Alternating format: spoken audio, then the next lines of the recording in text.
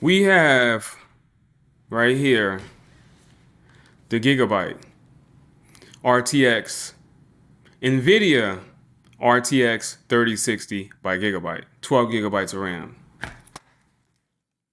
That is it right here. This is the bad boy right here that we are looking at, RTX 3060.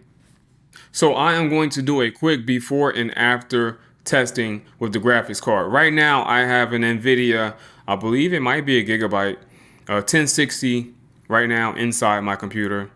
1060, and we're going to scrub through some 4K footage. Actually, it's 5K footage. I recorded it with the GH5 in anamorphic mode, and it can record in 5K, 24 frames per second without a squeeze. So what you're going to be seeing right now is 5K footage coming straight out of my Panasonic Lumix GH5 camera, and we're going to scrub that footage on the DaVinci Resolve video editor. So let's go to DaVinci Resolve and we're going to look at this footage and see how smoothly or not so smooth this footage scrubs across the timeline with the current graphics card that I have in my computer right now. And then we're going to install the 3060 by NVIDIA, the NVIDIA 3060 with 12 gigabytes of RAM, 3 cooling fans right there, the overclock edition. So let's go ahead and test this footage right now live, recording with OBS Studio on DaVinci Resolve. So here we have DaVinci Resolve opened up. I'm going to drop some 5K footage onto the timeline. So right now I have my timeline set to 1080p. So we're going to change the settings for the timeline to 4K and see if we can edit 4K footage live. Let's see how it performs right now in the 1080p setting. Our timeline right now is in 1080p. So we're going to go to the edit tab. We're on the edit tab right now, and we're going to scrub through the timeline and we'll see how smoothly it plays. But we're going to stretch it out just a little bit. So let's go ahead and scrub through it. And as you can see, the performance is just, well, it's not there. This is 5K footage, 5K, 24 frames per second. 5K footage, 24 frames per second, and I will show you the type of footage that we are using right here. We can go to the specifications and look at the specs right here on the side. 24 frames per second. Oh, there it is right there. That's the resolution. 4992 by 3744. Now let's try and play it back. See if it can even play back without issues. So I'm hitting the play button. So I just want to do a real quick video. The playback frame rate right now is at 14.6. And we have the red dot indicating that the performance is not so great. Let's mute that.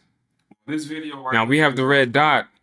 So I did press the mute button on the computer to try and mute out the test footage that we have loaded in DaVinci Resolve, and it didn't quite work the way I expected it to work, so I'm doing the voiceover right now. But the footage, as you can tell, the playback is terrible. It's not playing back smoothly. It's skipping all over the place. The frame rate is not 24 frames per second, which it should be at real-time playback, I should say. We're not at 24 frames per second. And now I only have the timeline set to 1080p. I don't even have the timeline set to a 4K timeline. So if I switch the timeline to real 4K performance, which is, well, the closest I can get, well, I can probably do a custom timeline, but typically you'd want to edit 5K footage in 4K so that you have a 16:9 aspect ratio or whatever. But editing in real time 1080p, it doesn't even play back smooth.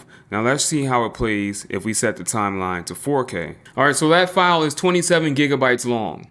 So a 20-minute video, 27 gigabytes worth of data in that video footage right there. And our timeline cannot play that back with the current GPU that we have, which is the Nvidia 1060. It cannot play that back smoothly. When you're editing video, you have the opportunity to put your footage into a different format, a video format that's easier on the GPU and the CPU of your computer. You can change the footage to a proxy file, which will be a lot easier for your computer's GPU and CPU to process, and it will give you smooth playback. The only problem with having to do that is that it takes time.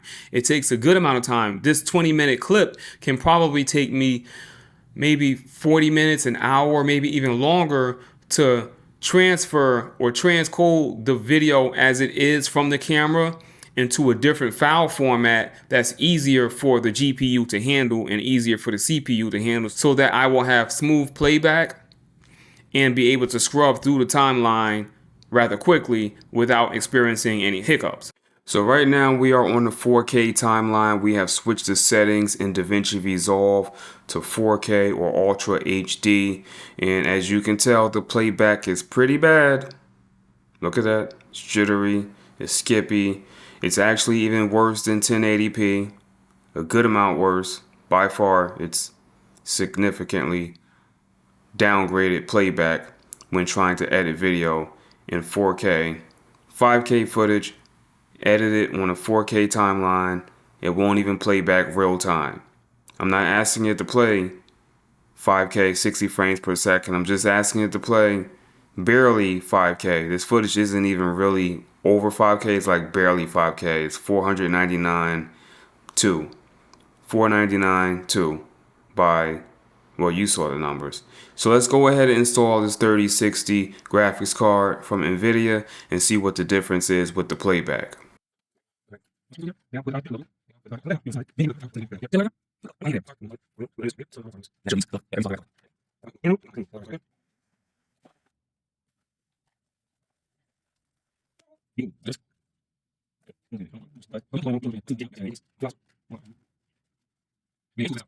I really didn't expect that big of a difference.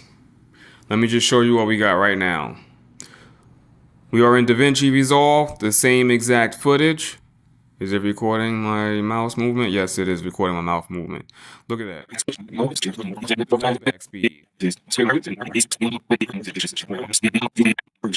at that. That's crazy.